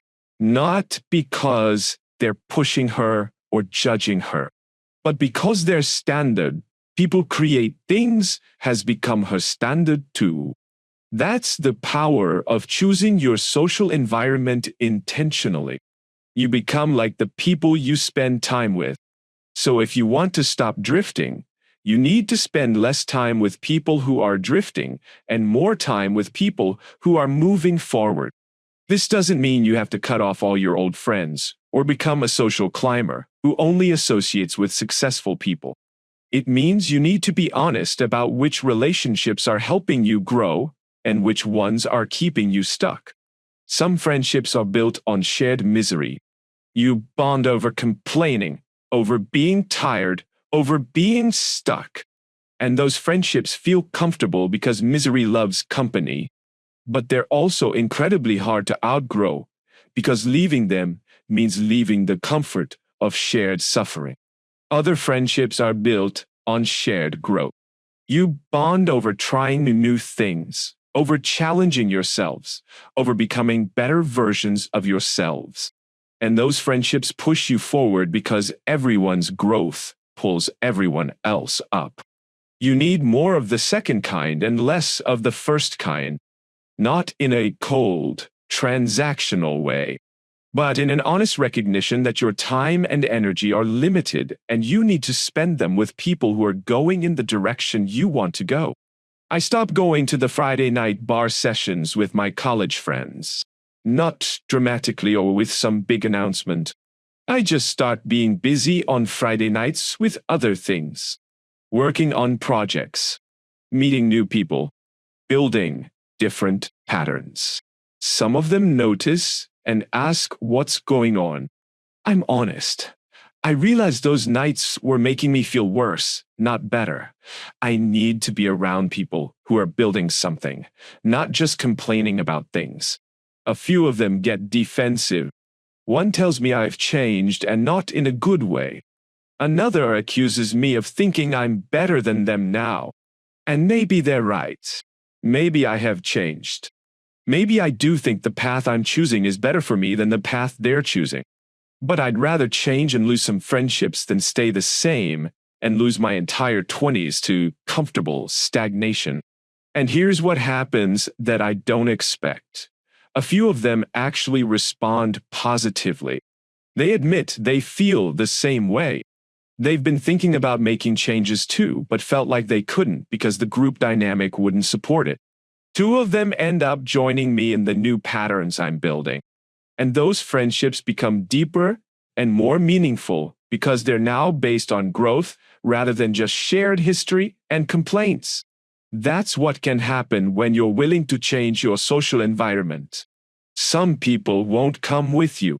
Some friendships will fade. But the ones that survive will be stronger. And the new ones you build will be based on who you're becoming rather than who you used to be. So look honestly at the people you spend the most time with. Are they going somewhere you want to go?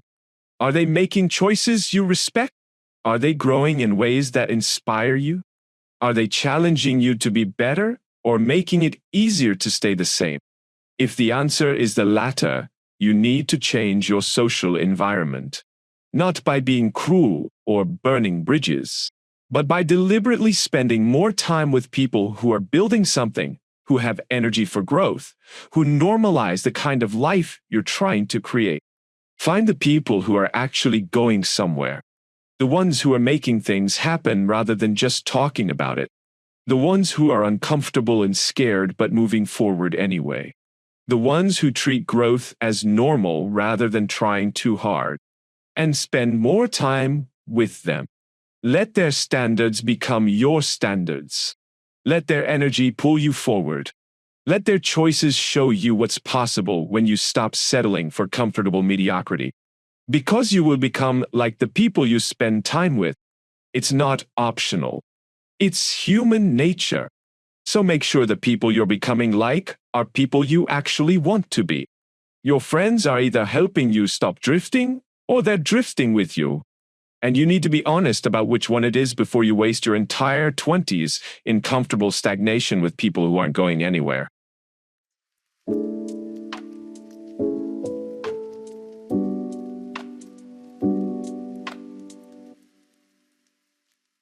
Chapter 9.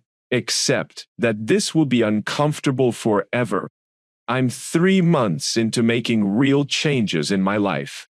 I've started building different habits. I'm creating things instead of just consuming.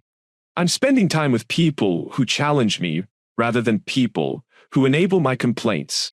I'm taking small risks and facing my fears and actively choosing my life instead of drifting through it. And I'm waiting to feel better. Waiting for the moment when this all becomes comfortable and natural and easy. Waiting for the day when living intentionally stops requiring so much effort and just becomes who I am. But that day never comes. 3 months becomes 6 months becomes a year, and it's still uncomfortable. Still requires conscious effort. Still feels like I'm swimming against a current that wants to pull me back to my old patterns. The reason I'm telling you this is because you need to understand something that nobody wants to admit. It never gets comfortable. Living intentionally in a world designed to make you drift, that's always going to require effort. Growth is always going to feel uncomfortable. Choosing the harder path is always going to be harder. And if you're waiting for it to get easy before you commit to it fully, you'll be waiting forever. You'll eventually give up and slide back into old patterns because this is taking too long, requiring too much effort, staying uncomfortable for too much time. Most people quit their attempts to change their lives at around the 3-month mark. Not because change isn't working, but because they expected it to feel good by now, and it still feels hard.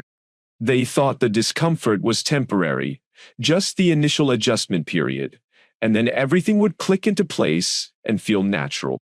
But that's not how it works. The discomfort is not a phase you push through to reach comfort on the other side. The discomfort is the permanent price of living differently than the default patterns society has designed for you. My friend Marcus tries to start his business 3 separate times over 2 years. Each time, he makes it about 3 months before giving up. Each time, his reason is basically the same. It's just so hard. I thought it would get easier by now. I thought I'd be more confident, more certain, more comfortable with the uncertainty, but I'm not. So maybe this isn't right for me. But it's not that it isn't right for him. It's that he expected entrepreneurship to eventually feel as comfortable as his corporate job. He thought the discomfort was temporary. So when it stayed uncomfortable after 3 months, he assumed that meant he was doing something wrong, or this path wasn't for him. But the discomfort wasn't a sign he was failing. It was a sign he was doing something real, something that actually mattered, something that required him to grow beyond his current capacity. Comfort is what you feel when you're doing things you've already mastered, things that don't challenge you, things that keep you exactly where you are. Discomfort is what you feel when you're growing, when you're pushing past your current limits, when you're becoming someone you haven't been before. So if you're uncomfortable, if living intentionally still feels hard, if making different choices still requires conscious effort, that doesn't mean you're doing it wrong.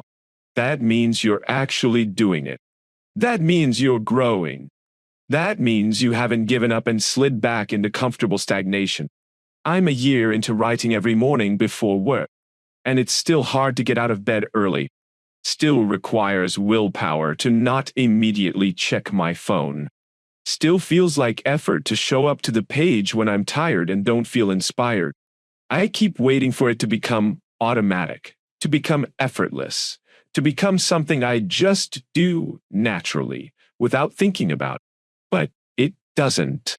Every single morning, I have to choose it. Every single morning, there's a moment where I could stay in bed or scroll my phone instead. Every single morning, I have to actively decide to live differently than the default. And that's okay. That's actually how it's supposed to work. Because if it ever became completely comfortable and automatic, I'd probably stop growing. I'd stop pushing myself. I'd turn this intentional practice into just another routine I'm drifting through. The discomfort is what keeps me engaged. What reminds me I'm making a choice? What proves I'm actively participating in my life rather than just letting it happen to me? My friend Sarah, who started painting again, tells me something similar after she's been at it for 8 months. I keep thinking I'll reach a point where I feel like a real artist, where it feels natural to create instead of forced, where I don't have to battle resistance every time I want to paint. But I'm starting to realize that might never happen. She's right. The resistance is permanent. The discomfort is permanent. The effort required to live differently than the default, that's permanent too. And you have to decide if it's worth it. If living intentionally while uncomfortable is better than drifting comfortably. If choosing your life while it's hard is better than having your life chosen for you while it's easy. Most people decide it's not worth it. The discomfort is too much. The effort is too consistent. They thought change would be temporary pain for permanent comfort, and when it turns out to be permanent discomfort for a more meaningful life, they opt out. They go back to drifting, back to comfortable routines, back to lives they didn't choose, but don't have to actively maintain. And they tell themselves they tried, it didn't work, it wasn't for them. But they didn't fail. They just couldn't tolerate permanent discomfort, which is understandable, which is human, which is why most people drift through their entire lives. But you don't have to be most people. You can choose to accept that living differently will always require effort. That growth will always feel uncomfortable. That intentionality will always take more energy than automation. And you can decide that's worth it anyway. That living a life you chose while uncomfortable is better than living a life that chose you while comfortable. That the discomfort of growth is preferable to the numbness of stagnation. That's the shift that has to happen in your mindset. Stop waiting for it to get easy. Stop expecting to reach some point where everything clicks into place and feels natural and requires no more effort. Stop treating discomfort as a sign you're doing something wrong. The discomfort is the sign you're doing something right, something that matters, something that's actually changing you instead of just maintaining you. So, accept it. Accept that you'll have to choose your habits every day. Accept that you'll have to resist default patterns constantly. Accept that you'll have to actively manage your life instead of just letting it happen to you. Accept that this will be uncomfortable forever. And then decide to do it anyway. Not because it's easy, eventually. Because it matters now. Because living intentionally, while uncomfortable, is the only way to not wake up at 30, wondering where your 20s went. The people who stop drifting aren't the ones who find some magical easy path. They're the ones who accept that the path will always be harder than drifting and choose it anyway. Who make peace with permanent discomfort, because the alternative is permanent regret. So stop waiting for it to feel good. Stop expecting it to get comfortable. Accept that this is how it works. Accept that growth feels like effort. Accept that choosing your life will always be harder than having your life happen to you by default. And then live that life anyway. Uncomfortably. Intentionally. Actively. Every single day. Until you reach the end of your 20s and realize you didn't drift through them. You lived them hard as it was.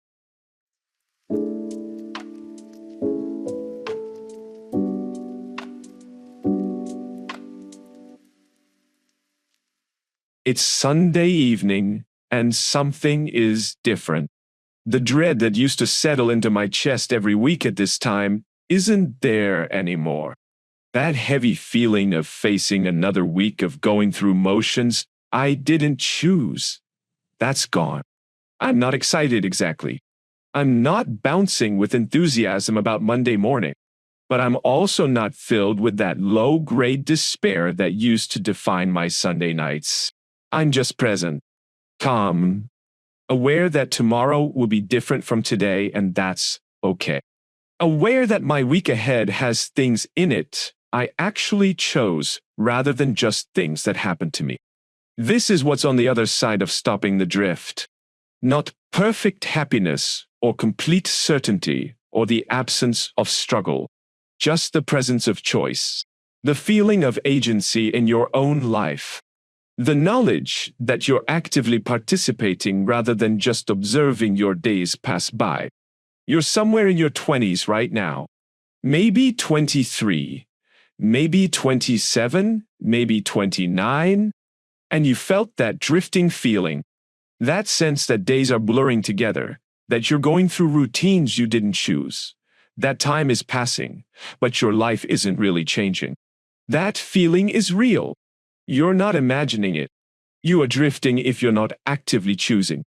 Because default patterns will always pull you toward comfortable stagnation. The world is designed to make you drift. It's easier for everyone if you just go along, just follow the script, just do what you're supposed to do without questioning it. But you don't have to accept that. You don't have to spend your entire 20s in comfortable numbness, waiting for your real life to start someday. You can wake up right now. Today. This week. You can start making different choices, building different habits, spending time with different people, creating instead of just consuming, facing your fears instead of hiding behind practical excuses, living your actual life instead of waiting for permission to start living. It won't be comfortable. It will probably never be comfortable. You'll have to choose it every single day instead of defaulting into it. You'll have to swim against currents that want to pull you back. You'll have to disappoint people who prefer the comfortable version of you. But here's what you get in return. You get to live. Actually live. Not someday in some imaginary perfect future, but right now in your imperfect present. You get to look back at your 20s and see a decade where you were awake and engaged and actively participating instead of just drifting through on autopilot. You get to reach 30 without the crushing regret of realizing you sleepwalked through the entire decade, without the painful awareness that you let the best years of your life pass by while you waited for permission to start living them. That's what this is about. Not becoming perfect or achieving everything, or having it all figured out. Just stopping the drift. Just waking up. Just choosing to participate in your own life instead of watching it happen to you. You have time. Your 20s aren't over yet. You haven't wasted so much that you can't change course now. Whatever age you are right now, you still have enough time left in this decade to live it differently. But you have to start. Not tomorrow when you feel more ready. Not next week when things calm down. Not next month when you have more clarity. Now. Today. This week. Start small if you need to. Start with one habit. One choice. 1 hour of your week that you reclaim from drifting and use for something you actually choose. Start there and build from it. But start. Stop waiting for the perfect moment, or the perfect plan, or the perfect version of yourself that's ready to handle this. Start messy and uncertain and scared. Start while you're still drifting. Start before you feel ready. Because ready never comes. Certainty never arrives. The perfect moment never appears. There's just now, and now, and now. And each now is a choice between drifting and living.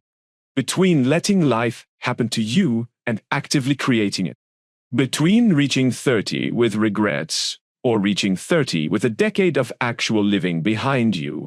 Choose living. Choose participating. Choose discomfort over numbness. Choose intentionality over autopilot. Choose your life, imperfect and uncertain as it is, over the comfortable drift that will steal your entire 20s if you let it. This is your time. Your one chance at being 24 or 26 or 28. Your one opportunity to live these specific years of your life. And you can either drift through them or you can live them fully, consciously, intentionally. The drift is comfortable. Living is hard. But at the end of your 20s, which one will you wish you had chosen? Choose now. Start today. Stop drifting. Start living.